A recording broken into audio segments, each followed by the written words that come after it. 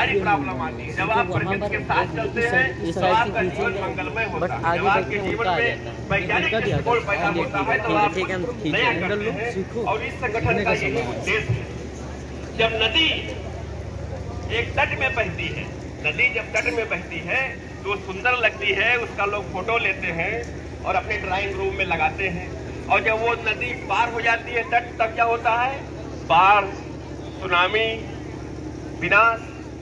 यही हमारे साथ अगर हम प्रकृति का अत्यधिक दोहन करेंगे बिना सोच के, बिना समझ के, तो वही होगा।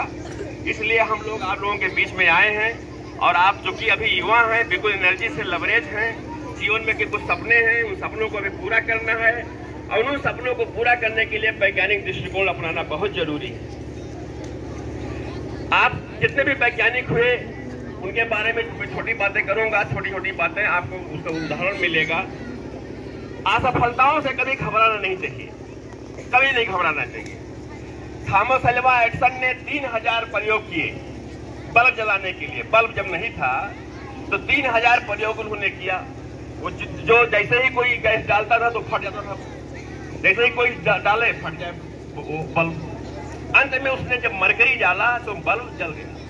और जब मरकरी डाला और बल्ब जला तो दुनिया को प्रकाश मिला और सारी दुनिया में उजाला आया। लेकिन तो लोगों ने पूछा, किसी पत्रकार ने पूछा कि भाई आप तो 3000 प्रयोग किए और 3000 प्रयोग करने के बाद आपका बल्ब जला, इसके मतलब आप 3000 बार असफल हुए? तो बोला नहीं नहीं नहीं नहीं, मैं असफल नहीं हुआ, मैं 3000 तकनीक ऐसा सीखा जिससे बल्ब नहीं जलता। मैंने 3000 तकनीक ऐसा सीखा जिससे बल्ब नहीं जलता। जो लास्ट वाला तकनीक था उससे बल्ब जला। तो 3000 प्रयोग जो हमारे थे वो असफल नहीं था, वो that is what my trial, that is what my effort. वही हम लोगों के भी जीवन में है। कभी भी निराशा नहीं पैदा होना चाहिए। एक उदाहरण मैं और दूंगा।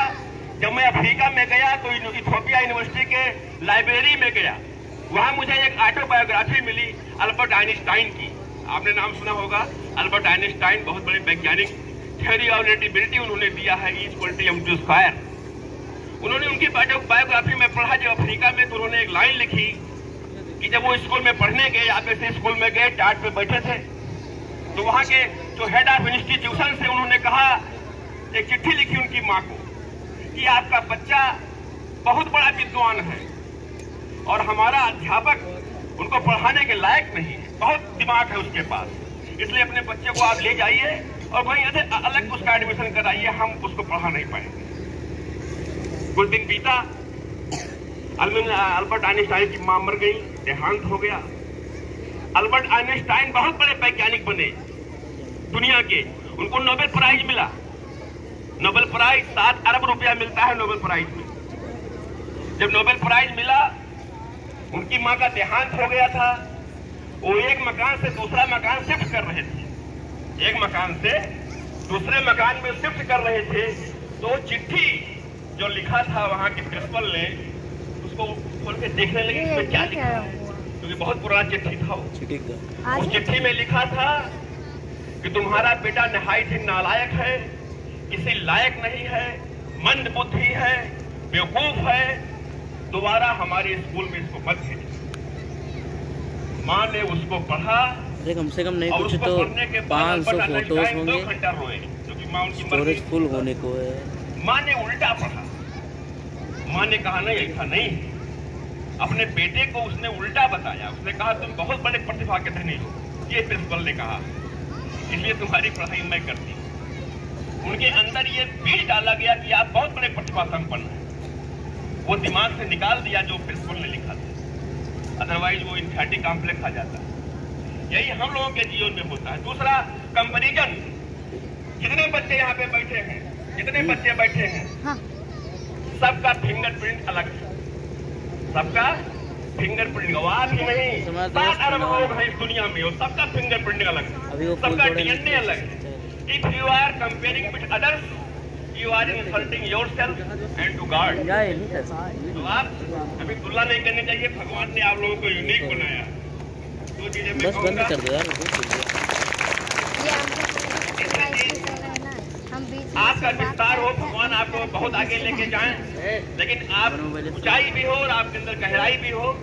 इसी बात में मैं एक कविता सुनाऊंगा अटल जी की।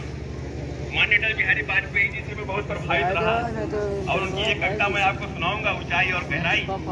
उसको आप सुनिए ना छिपाना फाड़ हो जाए, उसको वो पे टेंशन ना लो, वो पे टेंशन ना लो, तुम फाड़ हो जाए, छिपाना फाड़ हो जाए। मुझे पहाड़ पे पेड़ नहीं लगते, मुझे पहाड़ पे पेड़ नहीं लगते, पौ नहीं उगते, न घास ही जमती है तो सिर्फ बर्फ जो कफन की तरह सफेद और मौत की तरह ठंडी होती है। अपनों से अलग थलग, परिवेश से पृथक, अकेले में खड़े होना पहाड़ की महानता नहीं मजबूरी है। अपनों से अलग थलग, परिवेश से पृथक, अकेले में खड़े होना पहाड़ की महानता नहीं मजबूरी है। ऊंचाई और गहराई में आकाश पाताल की दूरी है। जो जितना ऊंचा उतना ही एकाकी होता है, जो जितना ऊंचा उतना ही एकाकी होता है। हर भार स्वयं ही होता है, चेहरे पे मुस्काने जिसका मन ही मन रोता है। इसलिए जरूरी है कि ऊंचाई के साथ विस्तार हो, इसलिए जरूरी है कि ऊंचाई के साथ विस्तार हो। ये सच है कि धरती को बौनों की नहीं, ऊंचे कद के इंसानों की जरूरत है। जितने ऊंचे की आसमान को छूले, के बीच बोले, कितने ऊंचे भी नहीं कि पांव चले दूर भी न जमे, कोई कांटा न चुभे, कोई कली न खिले। न पसंद हो न पत्थर, न पसंद हो न पत्थर, हो श्री ऊंचाई का अंधर, मात्र अकेलेपन का सन्नाटा। मेरे प्रभु मुझे इतनी ऊंचाई कभी न देना, पैरों को गले लगा न सकूं इतनी रुखाई कभी मत देना। मैं आशा करता हूं कि ये पंक्तियां आप अपने जीवन में उतारेंगे और अपने विकास के साथ साथ अपने हृदय और अपने मन को भी गहराई में लेके जाएंगे। विस्तारवादी आपका पर्सनालिटी बनेगा। ये कार्यक्रम की सफलता इसी में है। मैं इस कार्यक्रम की सफलता चाहता हूँ। बहुत बहुत धन्यवाद। जय हिंद। बहुत बहुत धन्यवाद डॉक्टर शाश्वता शुक्ला जी। हमारे बीच में इनोवेटर आशुतोष पाठक हैं। मैं उनसे अनुरोध करूंगा कि अपनी बात संक्षिप्त में बताएं। बच्चों के बीच में संक्षिप्त में, क्योंकि समय हो गया है। 5 मिनट में अपनी बात बताने का कष्ट करें। आशुतोष पाठक जी। छोड़ दिया जाए, चले जाए, छोड़ के आप तो बैठ जाइए।